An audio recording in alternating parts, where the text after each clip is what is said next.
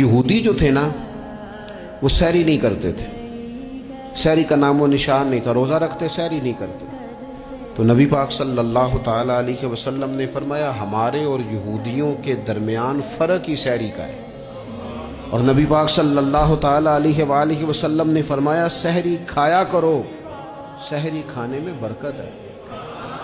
اور اگلی بات سننی ہے آپ نے تو خوش ہو جانا ہے، سحری کو معمولی نہ سمجھے، سحری کرنا عبادت ہے۔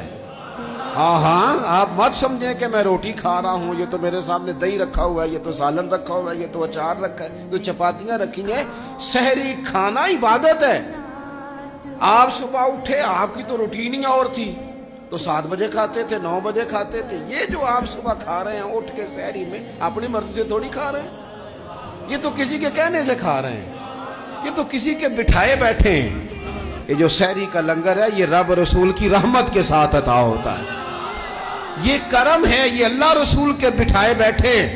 کیا میرے رسول پاک صلی اللہ تعالیٰ علیہ وآلہ وسلم نے بات کھولی ہے، ترغیب و ترہیب میں حدیث ہے، اللہ کرے یہ کبھی چسکا لگ جائے، یہ والا مزہ آ جائے، تو پھر تو گھر میں دسترخوان نہیں بچھا ہوا ہوگا، پھر تو رنگ ہی کوئی اور ہوگا۔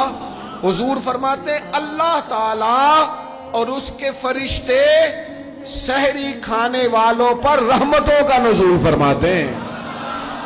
کھائی روٹی جا رہی ہے، پکا ہوا کھانا ہے، لیکن حضور فرماتے ہیں رب بھی رحمتیں فرما رہا ہے، اور اللہ کے حکم سے فرشتے بھی رحمتوں کا نزول کر رہے ہیں۔